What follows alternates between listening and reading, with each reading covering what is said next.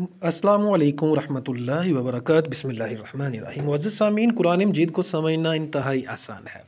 ये आप लोगों को जो ब्लैक कलर में लफ्ज़ नज़र आ रहे हैं उनका तर्जुमा ब्लैक कलर में है, और जो रेड में है उनका तर्जुमा रेड में है। मैं एक एक करके आप लोगों के से अर्ज़ करता हूँ। बा देखें रेड है तो तर्जुमा से, अल्लाह यानी साथ या से, बिस्मिल्लाह अल्लाह के नाम से, और रहमान जो नहायत मेहरबान, और रहीम बहुत रहम करने वाला। अल्हम्दुलिल्लाह, हर किस्म की तारीफ़ अल्लाह के लिए, रब्बिल आलमीन जो तमाम जहानों का रब है। अर्रहमान जो रहमान है, रहीम है भी तर्जुमा कर सकते हैं, नहायत मेहरबान है, रहम करने वाला है, ये भी तर्जुमा कर सकते हैं। मालिक का तर्जुमा मालिक होता है। यौम का तर्जुमा बदले का दिन, दीन क़यामत का दिन। इय्याका नअबुदु, हम तेरी ही इबादत करते हैं और तुझ ही से मदद मांगते हैं। इहदिनस सिरातल मुस्तकीम, हमें सीधा रास्ता दिखला।